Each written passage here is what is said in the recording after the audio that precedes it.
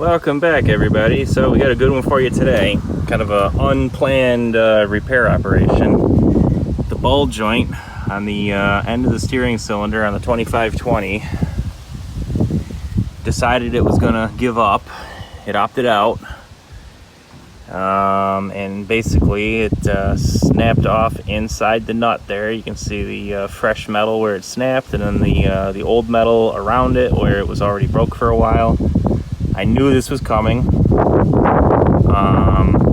kept an eye on it because this will be the second time it's broke now. I repaired this once before, and you could see it was wiggling around when you'd steer, or especially if you're going in a straight line with the tractor, the whole steering assembly would be wiggling.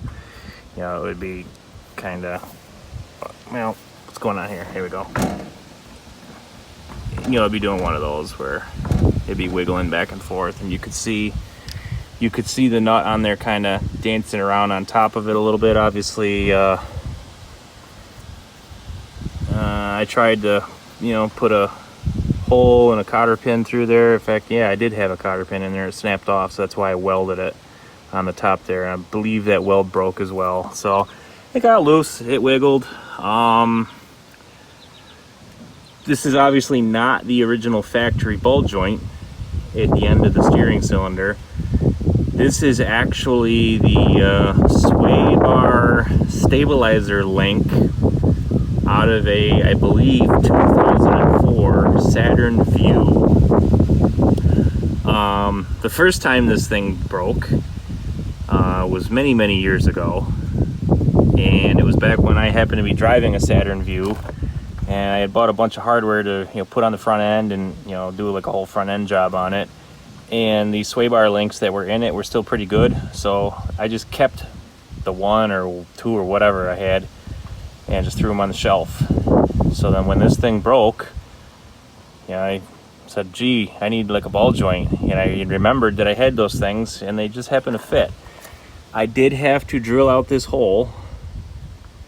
So this hole is slightly larger than the factory hole, and I want to say it was just like the next size drill bit up in order to accommodate that there. And the other nice thing was this had a Zerk on it, so it's a greasable joint. Let's run inside here real quick and grab the other half. There's the water vault with the manifold in there ready to go. We're all backfilled down below. Water Authority is actually coming tomorrow, some point during the day, Wednesday, to install the meter. So I got some stuff in the truck to do that, get some lines built out. But anyway, so here's the other end of that dog bone from the Saturn Vue. And basically all I did was just cut it off of there and cut the factory thing off of there and welded this onto there. So I believe this is a Moog. Yeah. So it's not a bad ball joint. Here's the deal. When the first factory ball joint failed, the Deere approved way to fix that would be to put a whole new freaking cylinder in there, and it was going to be like $800 for a whole new cylinder, because that thing failed. Because on this size tractor, what they don't do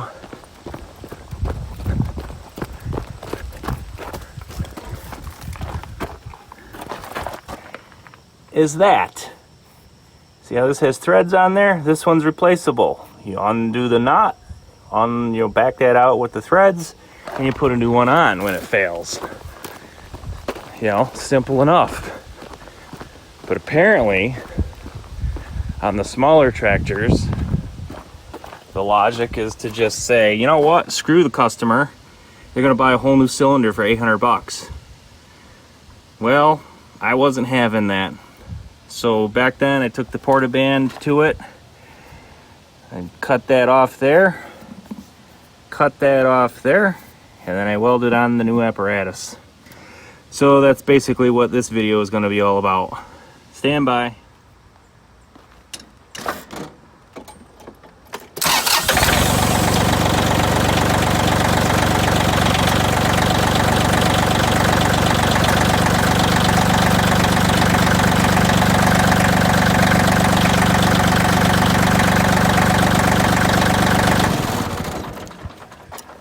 get a little bit of extra length to work.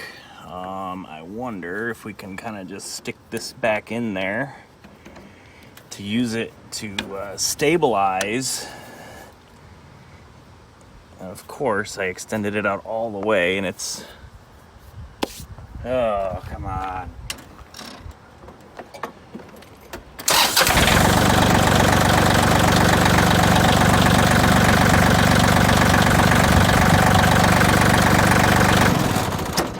Close enough.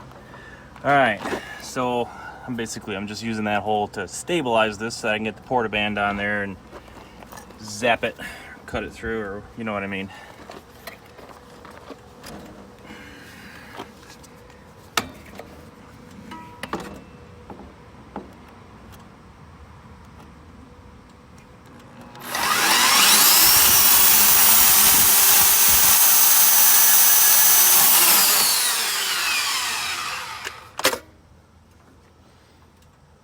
Not straight. Oh well. We'll fix that with weld. Alright, let me find you in the viewfinder here. So, as you can see, when I welded, I got a pretty good amount of meat on there. So, with this one, I'm just gonna kind of, you know, match them up close-wise, and then cut this across, and then, you know, weld it around there. I'll probably I'll angle grind a little bit of a, you know, an angle on this all the way around so that I got a little valley in there to get the weld down into the root of the rod, this rod. I'll probably be able to drag the MIG welder out here for this. It'll be a circus, but you know, we'll get her done. Alright, so I got that cut off. That's the new unit there. I got to cut the angle on the shaft. You know, the little stub shaft here, because I could cut that at an angle, so I'm going to try and get that to match up a little bit. Before, you know, I jump into that, just want to share some thoughts on this first repair. I'm trying to make sure that I'm in the, not casting a shadow. So you can see how this is the part that failed. And if we look on the underside of the nut here, same deal. So the threaded rod portion of this ball joint is what failed, and that's okay. That's a-okay in my book, because if you check this out, that is nice and solid. You know, I snugged this up finger tight. So, like I showed earlier, this is the other half of that original part, that sway bar linkage. And like I said earlier, I had to drill this out in order to fit that in there. And you can see this is still snug. There's no play or slop or anything in that. So all of the wear and tear that took place to cause this failure took place on that, which is great, because it means that the big cast iron or cast steel or whatever the hell this is, you know, part of the axle is still as good as it was the day I made the modification. So, and that was years ago. Oh, Jesus, I don't know how many hundreds of hours I've put on the tractor since then. But you know what? Press F to pay respects. Good job, little ball joint. You will be remembered.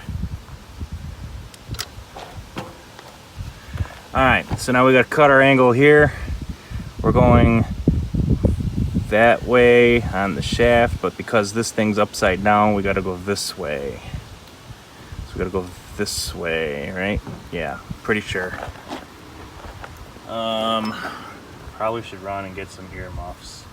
Because as much as I like to just be a, you know, big man and just run them tools, I don't like my ears ringing when I'm trying to go to sleep at night. So I'll be right back.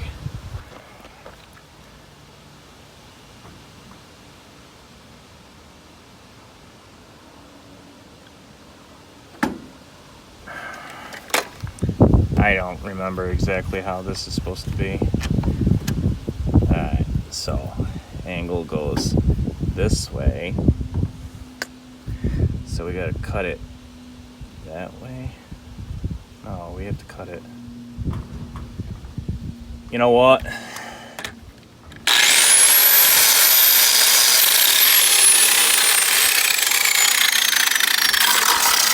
There, now I've got a little pilot surface so that I don't have to remember in my head how that goes, because apparently that's a monumental task for me right now. So, all right, I'm actually using this like a vise to hold the item while I work on it. Because I don't have a vise out here and I want to screw around with clamps. I just want to get this done.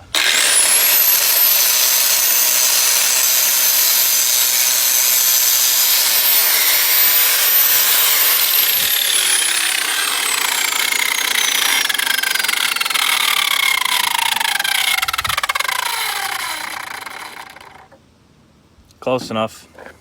Good enough for government work anyway.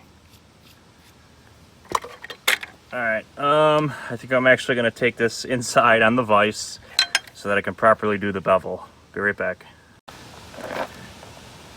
I don't know why I was so worried about getting that angle so precise, because after I went around it to bevel it so that I can get into the center of the rod and, you know, into that parent metal, I ended up with like just a nub. Oh, it's hot. It's hot. Ooh. Ha ha ha. Yep. Come on, come on. There we go. Trying to think of a floor is lava joke here, but can't.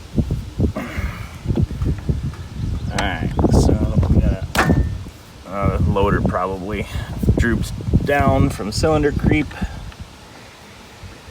Alright, so we just gotta, oh, that's hot. Line her up and burn it.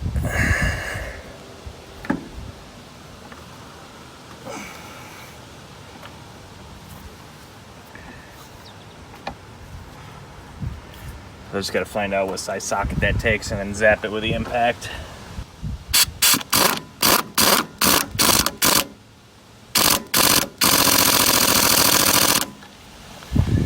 Sounds like the air compressor ain't quite up to operating pressure at the moment. We'll have to fix that. Alright, so let me get the thing turned back on.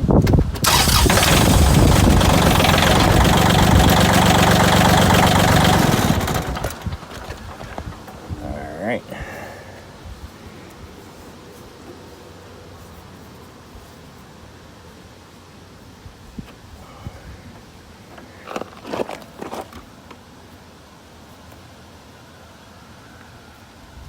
So I'm kind of just looking for a sweet spot here where everything kind of lines up naturally, but of course I'm gonna have to turn the wheel.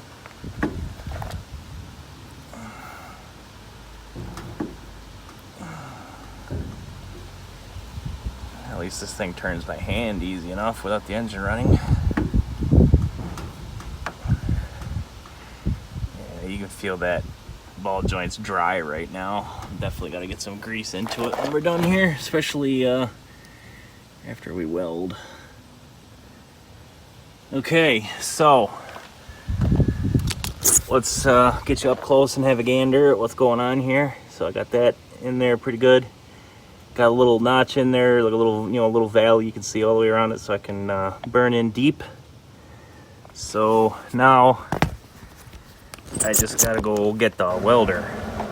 All right, time for welding. I'd get you closer, but that's the best my Walmart tripod can do. And knowing my luck, if I got you any closer, probably burn the lens on the phone.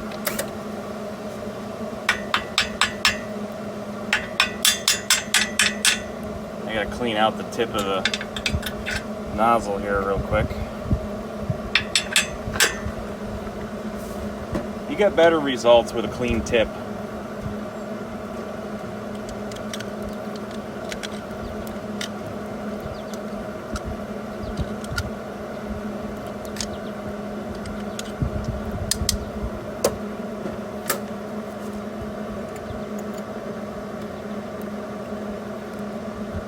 There we go. All right. Still going here? Yeah, that was 52 seconds of nothing. All right. Contact.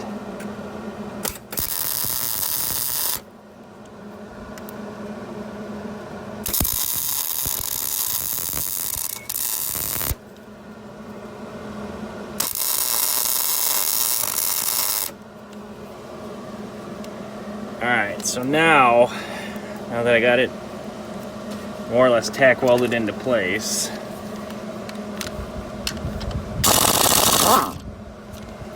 I need to get it out of there. Whoop. And rotate it a little bit. Here we go. That's still straight. Straight enough. I'll get this, there we go, that's a little better.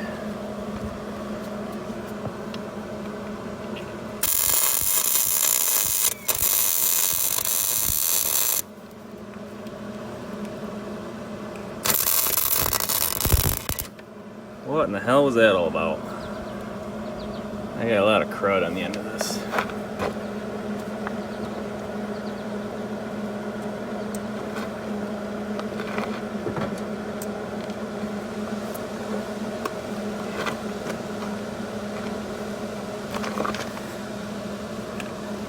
Alright, let's see. Ow, ooh, it's getting a little hot up there. Yeah, I probably could have done better straightening it, but oh well. It is what it is now. We're kind of committed. I'm just gonna lay a little bit more in there, and that'll be it. Then it's time for reassembly.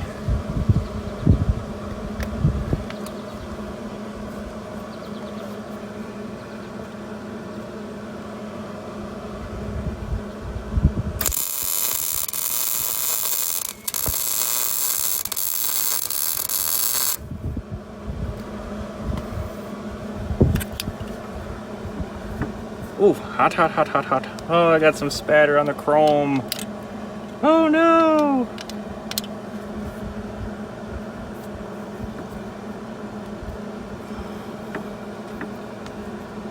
Alright, so I'm gonna, oh damn, that's hot.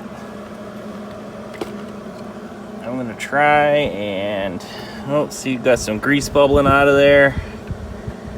Try and get this up in there and get these things cinched together. The idea being that this bigger chunk of metal is going to act as a heat sink once I get this bolted together and try to draw some of that heat out of there. Could throw the garden hose to it, but it's 20 feet over there.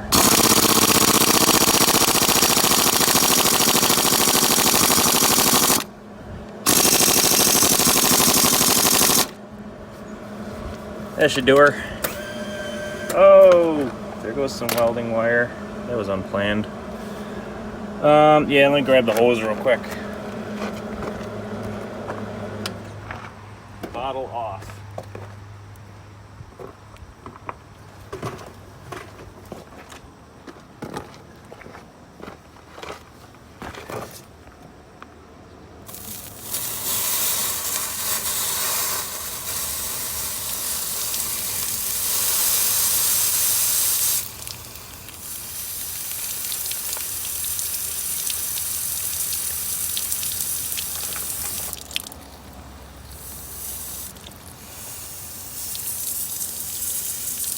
Well, one thing's for sure, we got plenty of heat into that weld.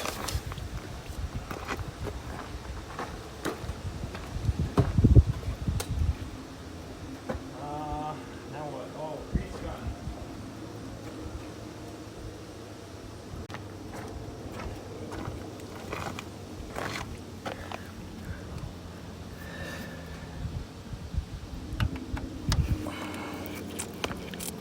gun. Ooh, that was hot.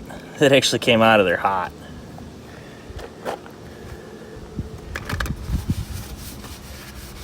Wonder if I could sue Moog for failing to put a McDonald's type warning on there that caution, when you weld on this, the grease is going to be super hot. Don't spill it on yourself. All right.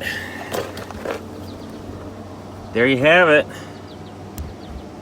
I'm gonna run it for a few hours, and then I'll probably put some weld on the top here to lock that together. I want to run it first and see if it loosens up. Let's take her for a spin. You know, we got to do a road test now. Oh, I gotta clean all these tools out of the way and everything.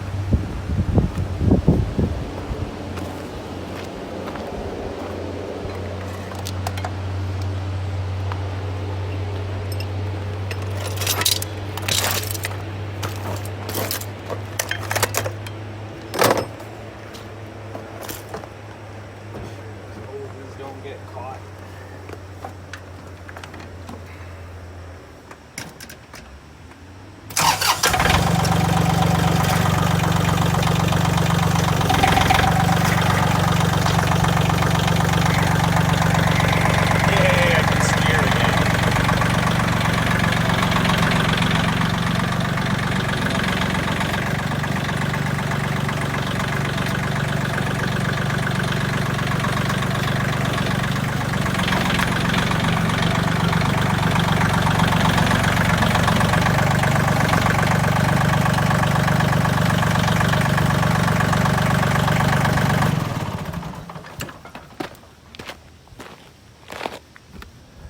All right, so I think we're good.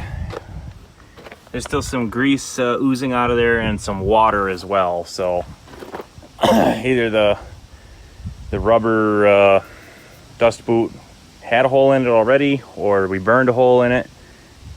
Whatever, just keep adding grease to it. All right, well, there you go.